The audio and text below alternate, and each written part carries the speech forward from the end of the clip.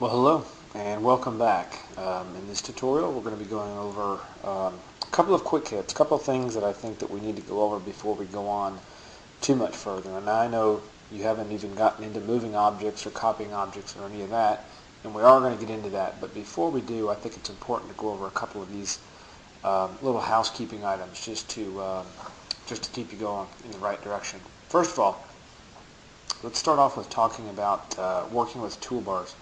Now, as always, I always have you guys start in the Autocad Classic mode. And to do that, I have you go to the Tools menu, down to Workspaces, and then down to Autocad Classic. And what that does is that brings up an Autocad work session that looks like this, where it's got some basic toolbars on the top and the Draw toolbar on the left, the Erase toolbar on the right, and of course the command line down there at the bottom. Well, occasionally we want to work with different toolbars. And I want you to be able to recognize, or I want you to know how to open up different toolbars.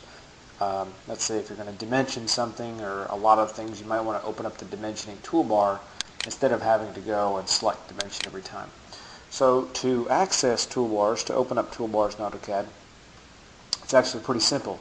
If you put your cursor, or excuse me, if you put your arrow over any toolbar and you hit your middle finger mouse button, it's going to bring up a long list of toolbars. And the ones that have the check marks by them are the ones that are currently open. Now, this list actually runs off the screen. So I've got some more down here beyond this one that you can't see.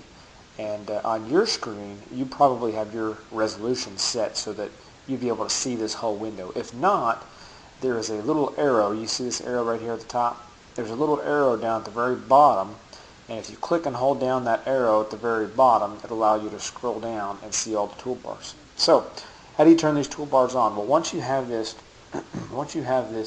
window up, you just click on them. Let's say, for example, I wanted to add the Dimension toolbar to my desktop or to my workspace. I'm just going to click on the Dimension toolbar right there, and there it is. It pops right up.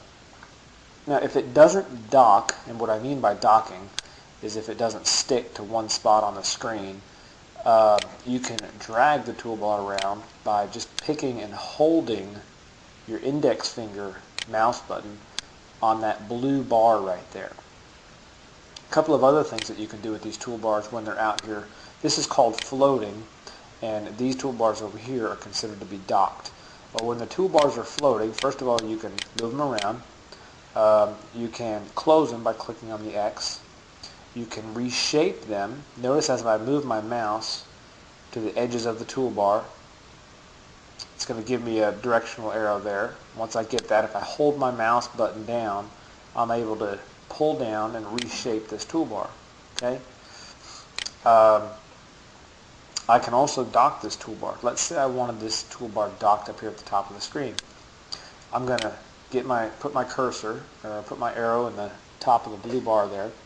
I'm going to hold down my index finger mouse button. I'm going to drag the toolbar up towards the top. You'll notice as I get up there, you can see this little outline that I've got going. As I get closer to the top, it's going to switch to a smaller, thinner toolbar. Once it does that, or to a smaller, thinner outline, once it does that, I know that it's getting ready to dock if I let it go. So I'm going to move it up there, and once I see that it's wanting to dock, I'm going to let go, and that toolbar is going to be docked. Okay, so now that toolbar is actually part of this workspace up here. If I want to undock it or pull it down, to the left of the toolbar, you'll see these two little lines. Well, if you hold down your index finger mouse button right on top of those lines, hold it down, and then pull the toolbar down, you can pull it right back out here into your workspace. Okay, and that goes for any toolbar. Okay, so like this modify toolbar here that I have on the right, those little lines are up towards the top. I'm going to grab those lines and I'm going to pull this toolbar out here into my workspace. Now I've got my modify toolbar out here. Okay, to put it back, I'm just going to click on the blue bar, pull it all the way to the right until I see it switch. See, there it goes. It switched to a vertical toolbar. Now I know it's getting ready to dock if I let it go. I'm going to let it go, and there we go. Okay, so that's a little bit about working with toolbars. Again, to access those, put your cursor, put your arrow on any tool, any toolbar, hit your middle finger mouse button, and then use this simple little window here to turn on and off the toolbars that you want. Okay? As a new user, one thing that you're going to have to get used to is making mistakes. Well, AutoCAD is real nice when you make mistakes. We have an undo button, again, just like a lot of Windows programs. We have an undo button right here at the top, and it's going to undo the last command that you did. Okay? So let's say I draw a line, then I draw a circle, and then I draw another line. Well, if I click on undo, it's going to undo the last command that I did, and that line is gone. Now the last command that I did was the circle, so if I click undo again, it's going to erase the circle. Now I say, oops, I didn't mean to do that. I actually want that circle back. Well, I have a redo button as well, so I can click on redo. Okay?